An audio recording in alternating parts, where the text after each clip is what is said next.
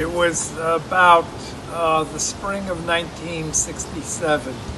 I was working as a caseworker for the New York City Department of Social Services in Brooklyn.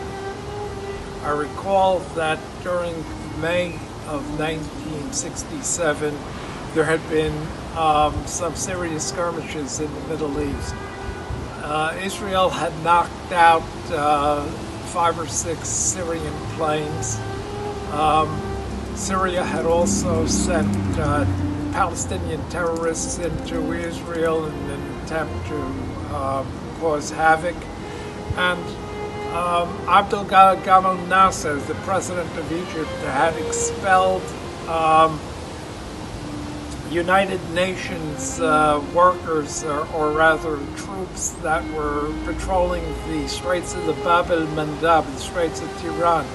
By doing that, he closed the straits and totally disabled Israel from sending ships out from Iran to the Far East, and so he crippled Israel's shipping.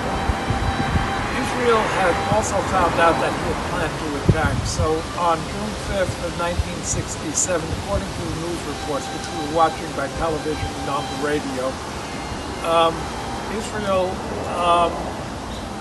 did a preemptive strike on the Egyptian Air Force by coming in from the eastern side, in other words, from the sea, where the radar was not directed.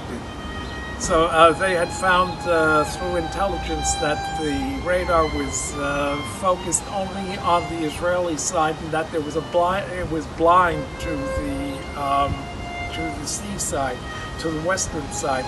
Israel's planes came in and knocked out the entire Egyptian Air Force. At the same time, they also did a preemptive strike against Syria and Iran and effectively knocked out all opposing air forces and had total control of the skies. Israel attacked Egypt, or repelled Egypt's attack on the ground, and effectively controlled Egypt within 2 days. Earlier, about a month before, 2 months before, Israel had formed a military assistance pact with Jordan, whereby Jordan was supposed to assist Egypt in the event of attack. Israel contacted Jordan through diplomatic means and asked them not to intervene, not to fight. And unfortunately for the king of Jordan, he didn't respond. He didn't affirmatively, and he sent his troops into attack. Israel repelled them also within 2 days and drove them back out of the western bank and took complete control of the western bank. On the 7th, Israel, Tzahal entered into the old city and recaptured the entire old city, including the Rova Yehudi and the Kotel HaMa'aravi. And of course, there was the famous clip there that said Kotel B'Yadenu, and we were all very, very elated and impressed by what had happened. But living in the United States and not ever having been there, the enormity of the event never struck me personally until the first time that I went to Israel in 1970. Actually, regressing a little bit, in 1967, since I was a caseworker, Israel needed social workers who spoke Arabic to deal with the new population of Arabs in East Jerusalem, who were for the most part non-Hebrew speaking. And I had gotten wind of it and made my application and was accepted and was supposed to go. But in the interim, I also received my acceptance to law school, and I had a choice to make. And I decided that I was going to go to complete my law school education.